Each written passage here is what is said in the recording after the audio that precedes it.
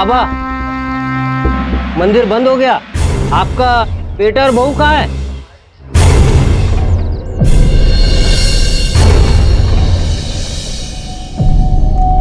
साहेब, हम अपनी आंख से देखा था, बेटा बहू के साथ आया था ये बाबा, छोड़ के चला गया यहाँ इनको।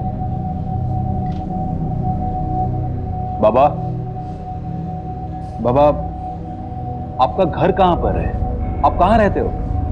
तुमची बायको, तुमची मुलं, आपके रिश्तेदार कहां है? ये सब जिंदा है या? देखिए बाबा, हमसे कुछ तो बोलिए। बाबा, हमें आपका आई कार्ड मिला है, इस पे आपका नाम चेतन केसकर करके लिखा है। देखिए, जब तक आप हमसे बोलेंगे नहीं।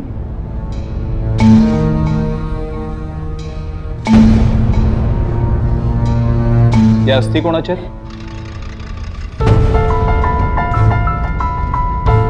कोणी वारलंय तुमच्याकडे?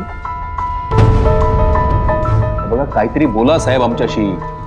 वसुधा मर गई। वसुधा? कौन वसुधा? मेरी बीवी। अरे सुनते हो? अरे मेरे कमर दर्द की दवा तो देना।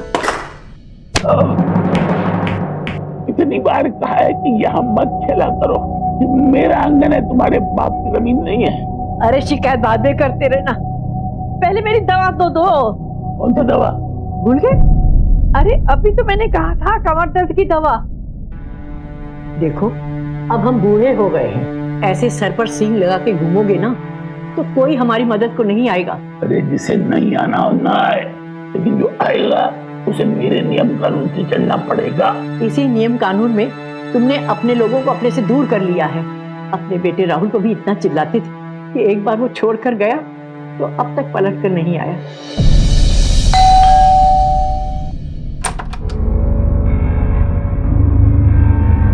काका नमस्कार। नमस्कार।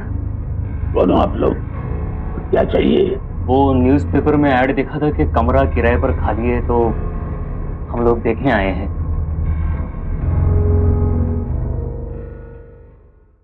अपने मामा का घर समझ रखा है क्या? कोई कमरा नहीं है और हमने कोई स्टार नहीं दिया था। अब कौन आए? पता नहीं क्या जाने? पता नहीं कौन लोग कहते कमरा है क्या? सुनो, तुमने कहा नहीं था कि किराए पे देना है कमरा? जाहिरात दी थी ना पेपर में। कभी तुम खुद ही तो गए थे जाहिरात देने। हाँ याद आया। अरे तुम लोग खड़े क्यों हो? चलो मैं कमरा दिखाती हूँ। अरे सुना नहीं तुमने? जाओ।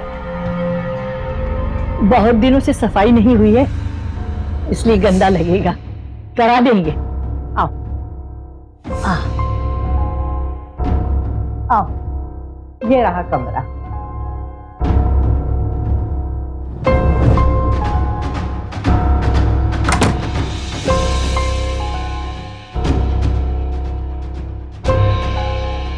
कैसा लगा कमरा? छोटा है कमरा। छोटा है मगर अच्छा है। हम बाकी बातें कर ले। देखो, पैसों की बात तो आप इनसे कर, नीचे चलते हैं ना। 1 लाख रुपए डिपॉजिट और 10,000 रुपये महीना कैश किराया। अरे चॅनल बसायला तरी सांगा हो। आता याची काय गरज होती? बैठो बैठो। काकू सुना नहीं? बैठो बैठो बेटा, बैठो। लो चाय पियो। हाँ तो मैं कह रहा था कि 1 लाख रुपए डिपॉजिट और 10,000 रुपये महीना कैश किराया, इसमें अगर मगर कुछ नहीं। काका जी काका, मंजूर है हमें। अब आपको जो बोलना है आप बोल सकती हैं।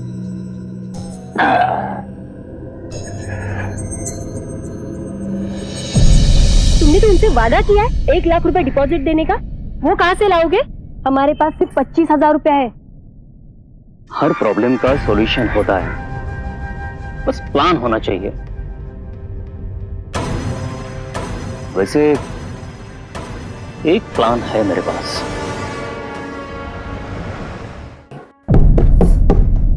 मैं देखता हूं। नमस्ते काका।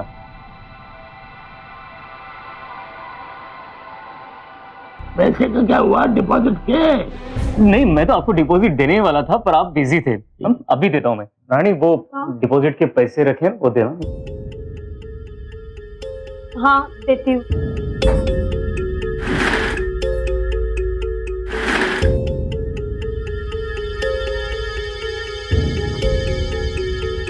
ये लो। हाँ काका, ये लीजिए।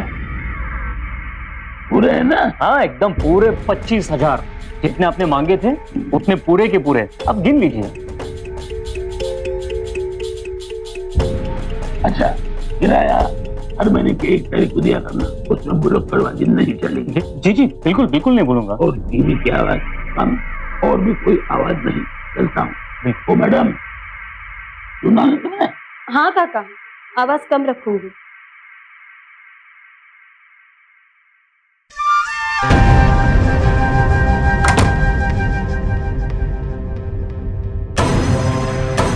क्यों ऐसे क्यों देख रही हो? मिलिन, ये क्या था? मतलब काका सिर्फ 25,000 रुपया लेके गए हमसे। मैंने तुमसे कहा था ना, मेरे पास एक प्लान है।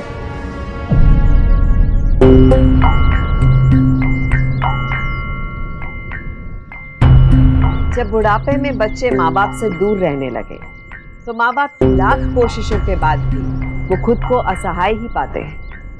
अपनी सही देखभाल के लिए अक्सर उन्हें दूसरों की हेल्प की जरूरत महसूस होती है, और ऐसे में बेचारे बुजुर्ग लोग उन लोगों पर कई बार अपनों से ज्यादा भरोसा कर बैठते हैं जो उनकी मदद के लिए आगे आते हैं। पर अगर मदद के लिए आगे आने वालों के इरादे ठीक ना हो, मदद के नाम पर वो हमें धोखा दे रहे हैं, हमें बर्बाद करने पर तुले, तो समस्या बहुत गंभीर हो जाती है।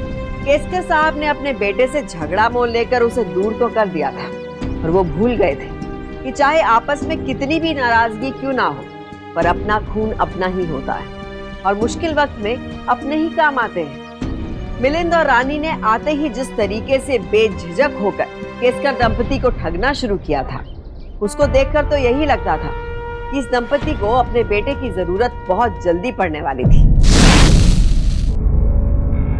तुमसे चाहा क्या हो? ऐकताय का? चहा घ्या। क्या? कौन हो तुम? यहाँ मेरे घर में क्या कर रही हो? नहीं काम वाली बाई हो क्या? काय बोलताय तुम्ही? मी तुमची बायको. अरे मी वसुधा आहे. समझ गया, तुम मेरा घर हड़पने आई हो। और इसमें क्या है? चहा. चाय नहीं, इसमें जहर। इसमें जहर है, तुम मुझे जहर पिला के मारना चाहती हो। एक कोई इनको बोला ना, हे काय केलं तुम्ही? तुम भी बाहर जाओ। आओ, आओ, बाहर निकल गया। करत मला विचारले. देवा रे देवा, मी काय करूं? देवा रे देवा। मिलिंद, अरे रानी बेटा नीचे आओ जल्दी से. रानी? देखो तुम्हारे काका को क्या हो रहा है. काय झालं काकू? अरे खाली ये ना, लवकर ये. काय झालं काकू? कौन? काकू काय झालं? अरे हे मला ओळखत नाहीये. काय झालंय याला? अहो काकू, ही तुमची बायको. ये जो भी हो, तुम कौन हो? अब असं काय करताय? तुम साथ मिले हो, तुम मुझे मारने आए। ऐसा नहीं है। आओ, बाहर निकलो वरना पुलिस को बुलाऊंगा। काका, जातों के बहुत बातों से नहीं मानते। मैं डंडा कायम रहा। अरे काय करताय तुम्ही? अरे मी वसुधा आहे, वसुधा. हाँ, एम्बुलेंस को हो बुलाओ. मी बोलवतो. Hello ambulance.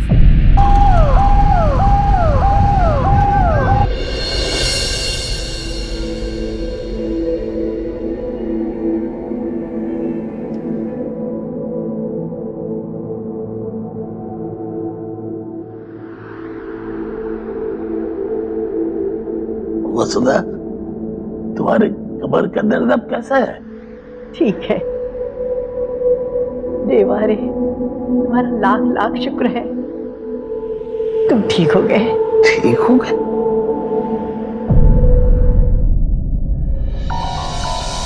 ये क्या हुआ था? और यहाँ हॉस्पिटल में क्यों हूँ? और ये दोनों यहाँ क्या कर रहे हैं?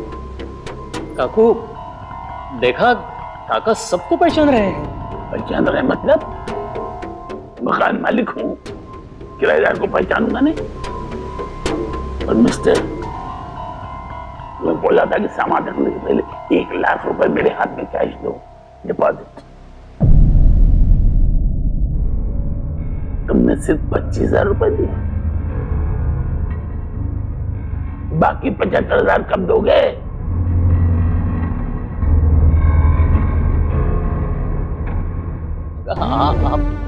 आप ये क्या कह रहे हैं काकू? हमने तो आते ही पूरे लाख भर रुपए गिन के काका के हाथ में दिए थे। अब अगर ये ऐसे कहेंगे तो काका, मैंने अपने रूम के दरवाजे के सामने खड़े होकर पूरे पैसे आपके हाथ में दिए थे।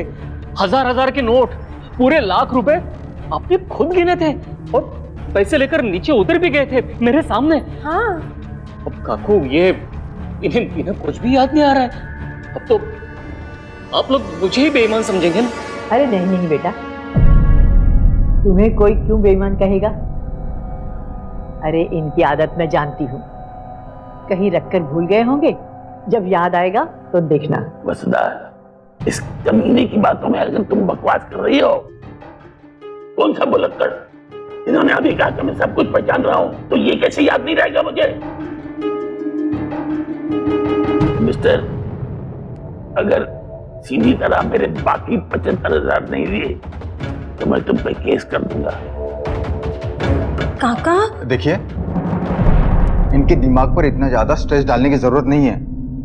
कुछ देर पहले आप लोगों ने देखा ना इनकी क्या कंडीशन थी। शांत हो जाइए, इन्हें आराम करने दीजिए। आप लोग मेरे साथ बाहर आइए, मुझे आप लोगों से जरूरी बातें करनी है। आइए प्लीज। मिस्टर केसकर की कंडीशन बहुत सीरियस है। वो डिमेंशिया के एडवांस स्टेज में पहुंच गए हैं। अभी अभी उन्हें शॉर्ट टर्म मेमोरी लॉस शुरू हुआ है। धीरे धीरे ऐसा भी होगा कि वो सब कुछ भूल जाएंगे, जैसे अपना नाम, पता, पहचान। चलते चलते वो ये भी भूल जाएंगे कहाँ जा रहे हैं। खाना खाने के बाद में उन्हें लगेगा जैसे उन्होंने खाना ही नहीं खाया है। इस बीमारी में कोई लाइफ को रिस्क नहीं है। इसको कम्प्लीटली रोका तो नहीं जा सकता, लेकिन केयर, ट्रीटमेंट से इसके प्रोसेस को स्लो किया जा सकता है। एक बात और, इन्हें हैवी मील न दीजिएगा, क्योंकि हैवी मील डिमेंशिया के लिए खतरनाक है।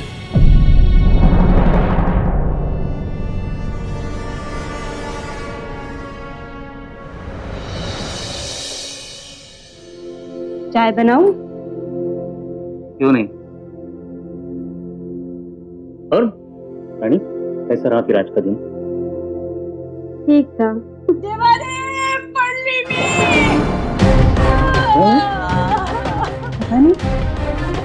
ये तो काकू की आवाज है। अरे पंडी रे बाबा, काकू क्या हुआ? देवा। अरे काकू, काकू, काकू, ऐसे कैसे गिर गई आप? ओ बाप रे, काकू क्या हो गया? कैसे गिरी आप?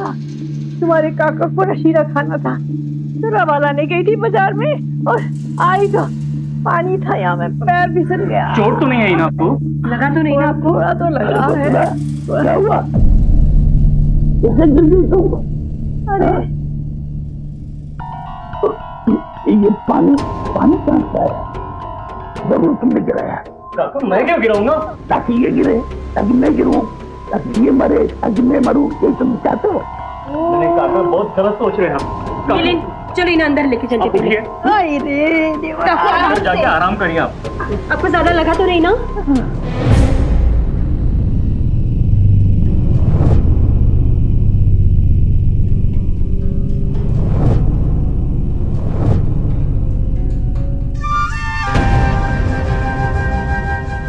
काकू, हम लोग आज शाम तक ये घर छोड़कर जा रहे हैं। पैकिंग हो गई? हाँ नहीं, तुम कहीं नहीं जाओगे, बैठो नीचे। क्या बताऊं मैं आपको? बेटा बहू कहती हो, पर मानती कहाँ हो? अगर मानती तो अपनी जिम्मेदारी उठाने नहीं देती हमें, या ऐसे छोटे छोटे काम के चक्कर में अपनी खुद की जान जोखिम में डालती आप? वो तो शुक्र है कि दिन का वक्त है, आप गिर गई और मैं मदद के लिए आ गया, अगर रात को अपने कमरे में गिर गई आप, या फिर काका को कुछ हो गया, तो किसको मदद के लिए बुला पाएंगे आप? बताइए ना। अपनी आंखों से आप दोनों को इस हालत में देखने से अच्छा है चले जाए हम लोग यहाँ से। अरे ना सामने रहेंगे ना देखना पड़ेगा।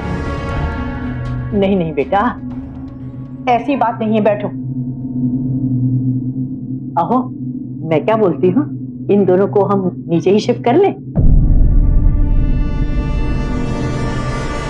राहुल का कमरा खाली पड़ा है ना। राहुल के कमरे में ये लोग? बिल्कुल नहीं। अत्ता तुम्ही गप्प बसा, मैंने तय कर लिया है, ये दोनों नीचे ही रहेंगे।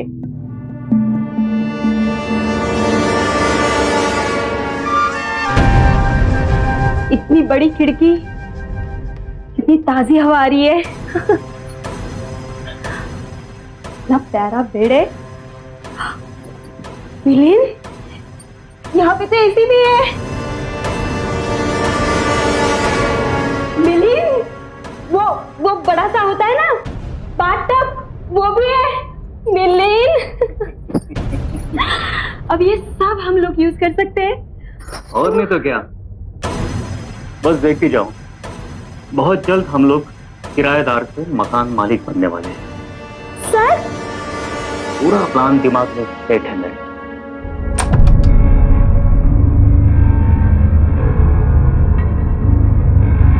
तुम लोग कौन हो?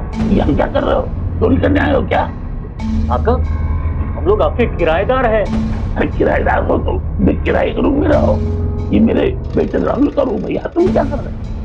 मुझे ना हमारी नजर में खोट दिखाई देती है, तो अच्छे लगते होते।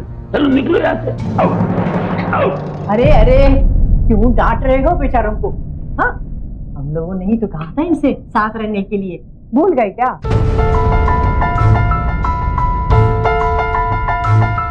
ये तो कुछ याद नहीं आता। बस बहुत बेइज्जती करवा ली हमने। पापा आप बताइए, ऐसे कैसे कोई यहाँ पे रहेगा? जब देखो तब काका कहीं से भी आ जाते हैं और हमें चोर गुंडा कहकर यहाँ से बाहर निकालने की धमकी देने लगते हैं। नहीं, बस अब एक ही उपाय, हम लोग यहाँ पर लीगली रह रहे हैं, इस बात का एक कॉन्ट्रैक्ट हम बना लेते हैं, ताकि जरूरत पड़ने पर काका या मोहल्ले वालों को हम वो दिखा दें। बहुत लंबा डायलॉग बोला। कौन सा कॉन्ट्रैक्ट? अरे ये ठीक कह रहा है, किराएदार और मकान मालिक के बीच एक कॉन्ट्रैक्ट तो बनता ही है। क्या कॉन्ट्रैक्ट लगा रखा है? सीधे लीवेज लाइसेंस एग्रीमेंट की बात करो ना। ठीक है, करवा लेते।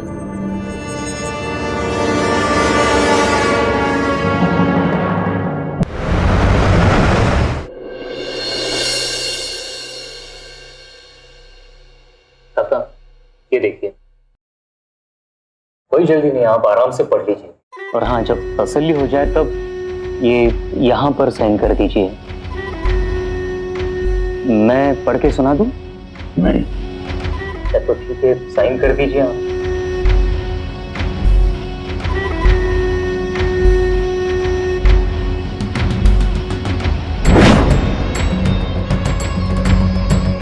काका यहाँ पर भी एक साइन कर दीजिए। ये क्या है?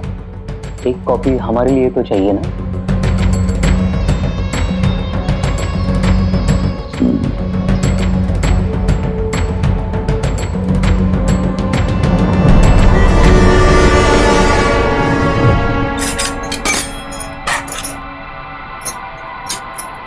क्या है रानी सरकार, क्या चल रहा है? देख नहीं रहे हो, तुम्हारे प्यारे से काका के लिए नाश्ता लेके जा रही हूँ। अच्छा, दिखाओ मुझे। ये क्या कर रहे हो? वे तुम्हारे प्यारे से काका को मैं नाश्ता खिला रहा हूँ, ठीक है? क्या? मैं समझी नहीं। एक नंबर की ट्यूबलाइट होगी, समझाता हूँ। पर पहले एक काम करो, आदर्श बहू की तरह ये नाश्ता अपने प्यारे से काका के कमरे में रखा हूँ। ये प्लेट लेके। खाली प्लेट? अरे नाश्ता कहाँ है? फल भी नहीं यहाँ। काका क्या हुआ, क्यों गजब ढा रहे हैं आप? मैं भूख लगी, नाश्ता। हाँ नाश्ता। अभी तो पेट भर नाश्ता कर चुके हैं आप, फिर से मांग रहे हैं? क्या बात क्या कर रहे हो तुम? अरे काय झालंय? आपको देखिए ना, नाश्ता कर चुके हैं काका, वापस मांग रहे हैं। अरे झूठ बोल रहा है, मैंने नाश्ता नहीं किया। आप कितना भूल रहे हो काका। बगा ना काकू, मैंने खुद अपने हाथों से इनको नाश्ता दिया था इनके कमरे में। अब जब मंदिर गई थी ना तब। आपको झूठ लग रहा होगा। एक मिनट, ये देखिए, मैंने अपने हाथों से पोहा और शीरा दिया था, वो भी प्लेट भर के। बाप रे, देख के तो मुझे और भूख लग रही है। वसुधा, पर बंदोबस्त करो। पेट भरा नहीं होगा बेटा, कुछ और दे दो ना खाने के लिए। नहीं नहीं, बिल्कुल नहीं काकू, मुझे पता है आपको बुरा लग रहा होगा, लेकिन देखा ना आपने ये नाश्ता कर चुके हैं, अब कुछ भी एक्स्ट्रा देंगे तो ओवर ईटिंग के बारे में डॉक्टर ने क्या कहा था, याद है ना आपको? Blood pressure, sugar, dementia. हाँ, अगर आप इन्हें और बीमार करना चाहती है तो बता दीजिए, तो मैं पूरा का पूरा किचन उठा के दे देता हूँ। रानी जाओ लेके आओ। हाँ देती हूँ। अरे नहीं नहीं बेटा, अरे तुमने खा लिया है पेट भर के, फिर भी पेट पे चूहे कूद रहे हैं। मैं ना सब समझती हूँ, चटोरे हो तुम। डॉक्टर ने क्या कहा था याद है? अरे परहेज करना है तुम्हें। अरे परहेज करने के लिए कहा है डॉक्टर ने, भूखा रहने के लिए नहीं कहा है। कल रात को भी तुम्हें पता है मैंने कब खाया था, और बगैर ब्रेकफास्ट किए मैं दवाएं कैसे ले सकता हूँ भूखे पेट? अब आप ही समझाइए। मैं समझाती हूँ।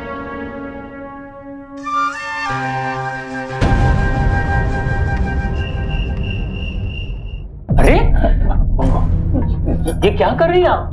इनके लिए खाना निकाल रही हूँ। क्यों इनकी जान के साथ खिलवाड़ कर रही है आप काकू? अरे ये खाना खा चुके हैं। हाँ काकू, मैं खाना खा चुका हूँ। कब? आप सत्संग में गई थी ना, तभी इन्होंने पेट भर के खाना खाया है। खाना रखा हुआ है, तुम झूठ बोले जा रहे हो। और मुझे इसके ऊपर कोई बहस नहीं चाहिए। अब चलिए चलिए। वसुधा, झूठ पे झूठ पे झूठ। मैंने खाना नहीं खाया, दोबारा क्यों खाऊंगा? रानी, मुझे तो अब लगता है किचन को बंद कर देना चाहिए। हम लोग ना इसे ताला ही लगा देते हैं। हाँ काकू, आप प्लीज बाहर चलिए। आइए काका, आइए, आइए, काका को लेकर बाहर आइए, चलिए। आइए, अरे, आप आइए, अरे, आइए। खाना छोड़, खाना नहीं, छोड़। काका, ये आप खाने को लेकर ऐसे ही करते रहे ना।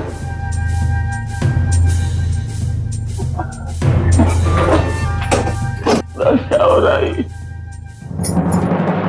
काकू, आप भूल रही है डॉक्टर ने क्या कहा है।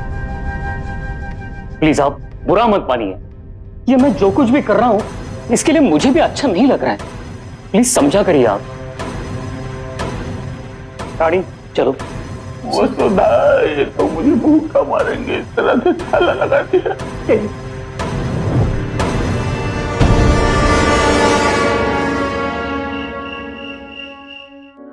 ठीक है, तुमसे जेवण खा लीजिए। हाँ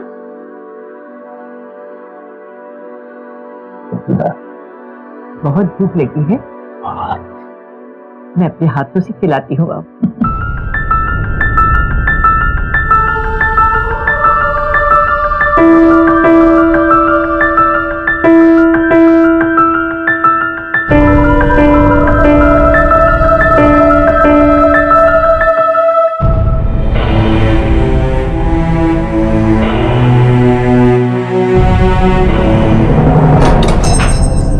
अरे काकू, आपका खाना हो गया?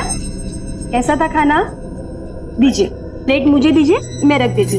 चाबी है ना मेरे पास, मैं ताला लगा दूंगी। और रानी? हाँ काकू, आपका पेट भर चुका है ना? हाँ। क्या हुआ काकू, आपको कुछ चाहिए? वो पानी खत्म हो गया है ना, वही लेने आई थी। अरे अंदर जाने की क्या जरूरत है, ये बाहर टेबल पे रखा है ना, वो ले लीजिए।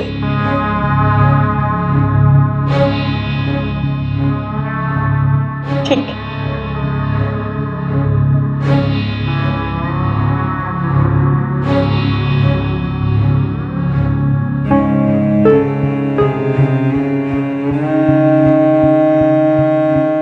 संभाल के जाइएगा।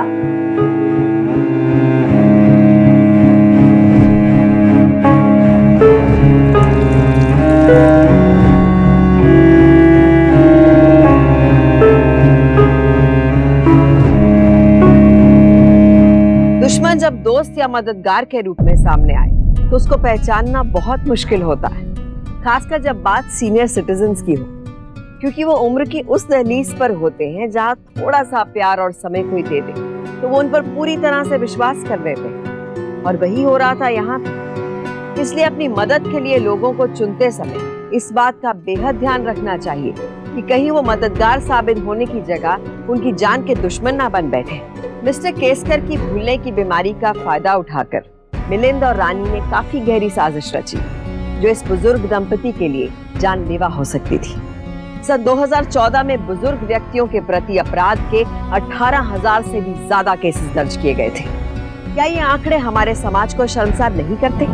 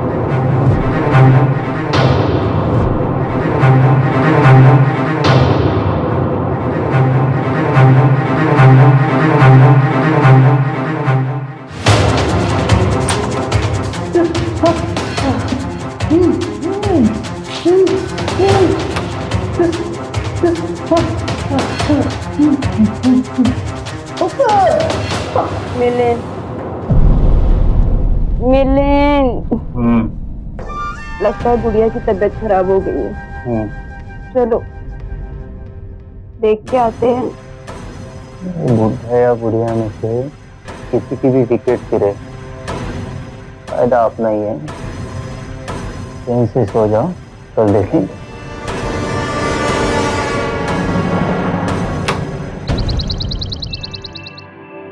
गुड मॉर्निंग वसुधा। अरे कितना उठ गई?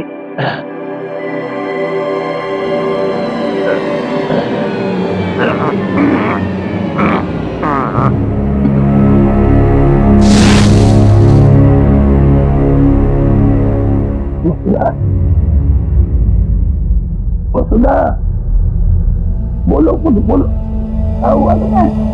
बोलती क्यों नहीं? उठो वसुधा, वसुधा।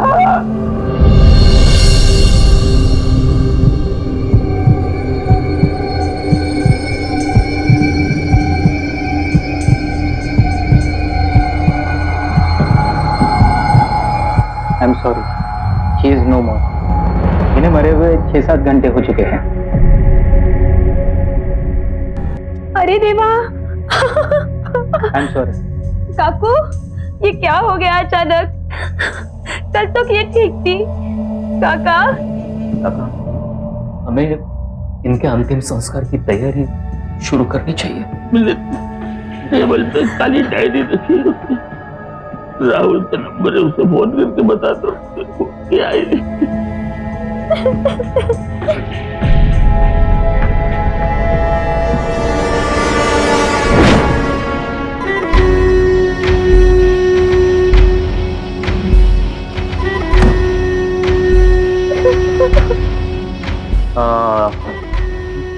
हाय राहुल केसकर ना? जी राहुल, मेरा नाम मिलिंद है। मैं मिस्टर केसकर के घर में किराए पर रहता हूँ। राहुल वो क्या है कि आज सवेरे आपकी माँ गुजर चुकी है। आप जितनी जल्दी हो सके आ जाइए। जी नहीं मतलब आपके पापा अभी इस हालत में नहीं है कि आपसे बात कर सकें। ठीक है।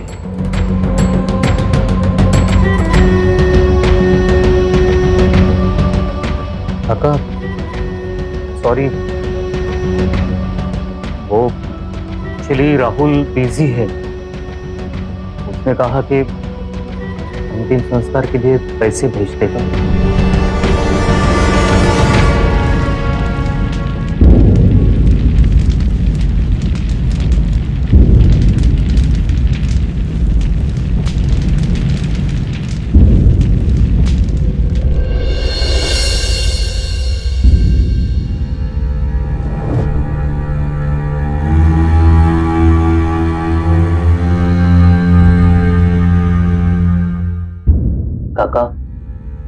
काकू की अस्थियां कहाँ विसर्जित करनी है, इसके बारे में कुछ सोचा है काका आपने?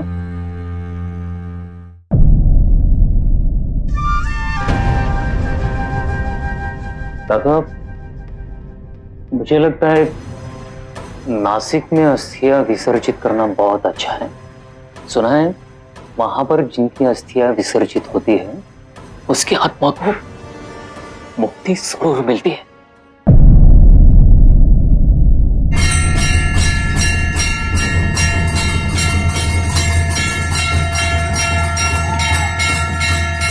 रुकिए रुकिए, जूता चप्पल यहाँ निकालिए। चमड़े का चीज अलाउड नहीं है, चमड़े का सब चीज बाहर निकाल के यहाँ रखिए।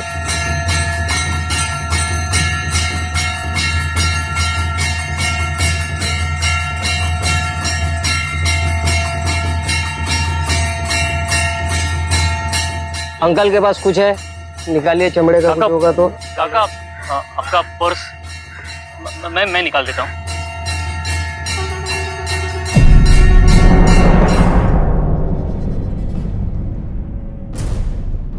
चलिए काका।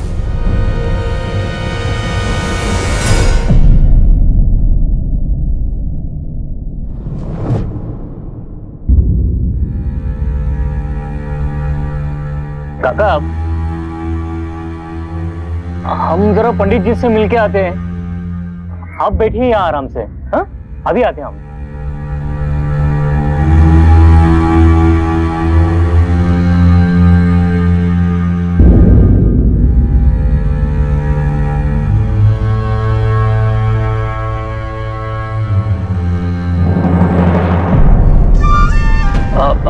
सामान देना हमारा। अरे वाह, इतकं लवकर दर्शन झालं तुमचं? हाँ, चलो। बस है ना इसीलिए। चलो मिहिर। अब वो पर्स भी रहेगा ना? हाँ, वो दे। धन्यवाद।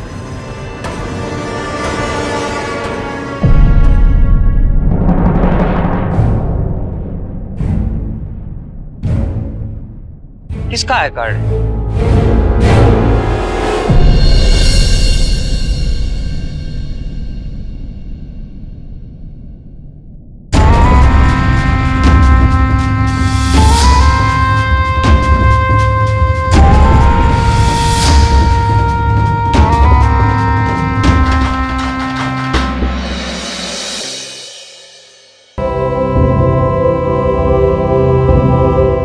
बाबा, आपका अपना कोई है? बेटा राहुल। राहुल? क्या करता है आपका बेटा? कौन सी कंपनी में, कहाँ काम करता है? ये तो नहीं मालूम। बाबा कुछ तो याद कीजिए, आठवण्याचा प्रयत्न करा। दिल्ली में इंजीनियर है। राहुल केसकर दिल्लीला इंजिनियर आहे।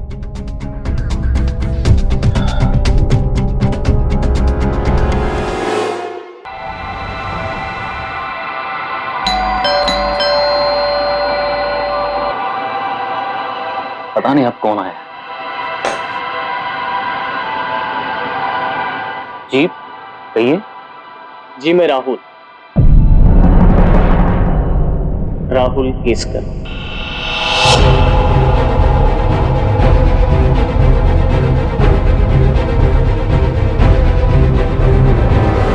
मेरे आई बाबा कहाँ है? बाय द वे, आप दोनों कौन हो? हमारे घर में आके हमसे ही पूछ रहे हैं। Excuse me, ये मेरे आई बाबा का घर है, मिस्टर और मिसेस केसकर का घर। ओह अच्छा अच्छा अच्छा, तो ऐसे बताइए ना आप। कमाल करते हैं आप भी।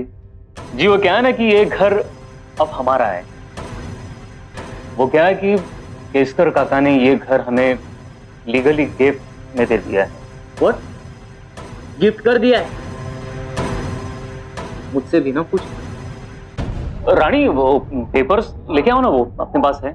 हाँ हाँ, अभी लेके आती।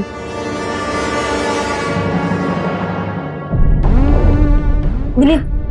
हाँ हाँ जी, ये देखिए, गिफ्ट डीड, लीगल पेपर्स। काका की साइन भी है इसके ऊपर।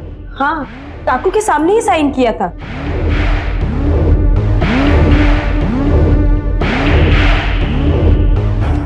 बुढ़ापे में अपना खुद का बेटा सेवा करना तो दूर की बात, चेहरा दिखाने के लिए भी नहीं आता है।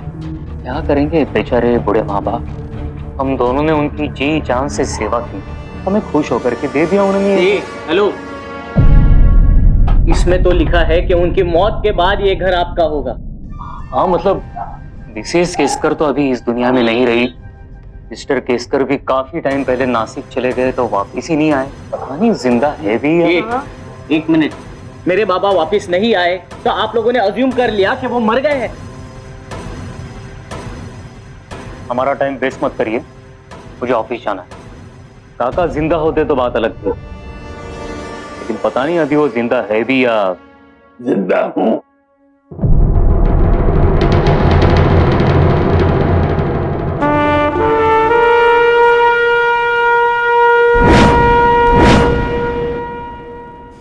मैं जिंदा हूं मिस्टर बिगर। मैंने कब दिया था तुझे घर? कब? आप? मैंने सिर्फ leave and licence agreement sign किया था। तेरे पास कागज है ना? All fraud. राहुल बेटा, जो एग्रीमेंट मैंने साइन किया था उसकी ओरिजिनल मेरे पास है, अभी लाता हूं।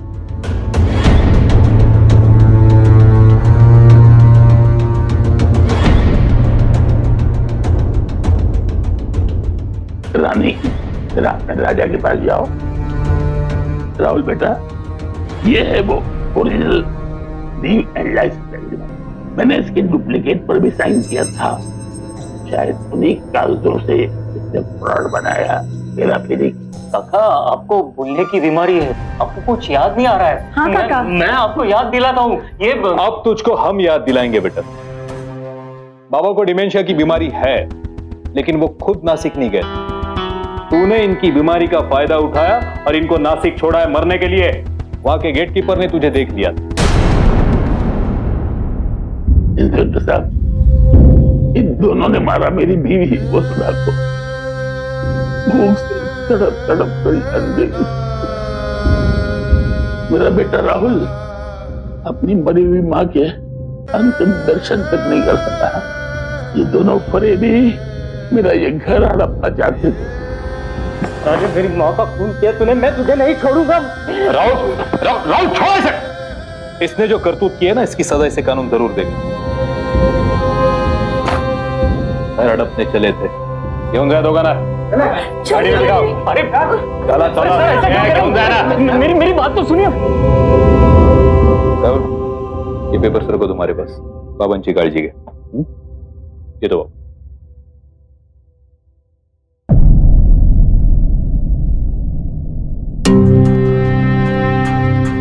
बाबा मला माफ करा, माझ्या हातून खूप मोठी चूक। अगर मैं यहाँ होता तो आई और आपके साथ ये नहीं होती, और आई आज जिंदा होती। बाबा मुझे माफ कर दीजिए बाबा, मुझसे बहुत बड़ी गलती। तेरी आई कहती रही, लेकिन मैंने उसकी बात नहीं मानी।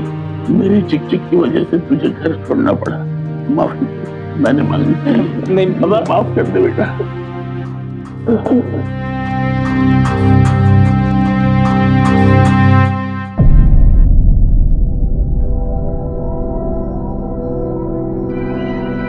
परिवार वालों के बीच की अनबन की भनक अगर बाहर वालों को पड़ जाए तो कभी भी हमारी कमजोरी का फायदा उठाया जा सकता है, परिवार को बर्बाद किया जा सकता है। खासकर अगर ये अनबन बुजुर्ग माँ बाप और दूर रहने वाले बच्चों के बीच हो। जिस तरह बच्चों को एक्स्ट्रा केयर की जरूरत होती है, उसी तरह बुजुर्गों को भी लगातार देखभाल की जरूरत होती है। अपनी सेहत और बीमारी की गंभीरता का कभी कभी उन्हें सही अंदाजा नहीं हो पाता है, और अफसोस वक्त रहते सही मेडिकल हेल्प नहीं मिल पाती। इतना ही नहीं, अकेले रहने वाले बुजुर्ग कभी भी जायदाद, पैसे, संपत्ति के मामले में आसानी से ठगे जा सकते हैं, और ऐसे में बेहद जरूरी है कि उनके बच्चे उनके साथ रहें ताकि उन्हें ऐसे खतरों से बचाया जा सके। पर अगर किसी कारणवश हमारे बुजुर्ग अकेले रहते हैं तो उनसे लगातार कम्युनिकेशन बनाकर रखना चाहिए, उनसे मिलते जुलते रहना चाहिए, उनकी जरूरत का हर संभव ध्यान रखना चाहिए, और आस पड़ोस के लोगों से भी संबंध बनाकर रखना चाहिए, क्योंकि वक्त पड़ने पर अच्छे पड़ोसी भी मददगार साबित होते हैं। इसलिए जब परिवार साथ है तो अनहोनी होने की संभावना कम है, क्योंकि सावधानी आपकी, सुरक्षा अपनों की। सावधान रहें।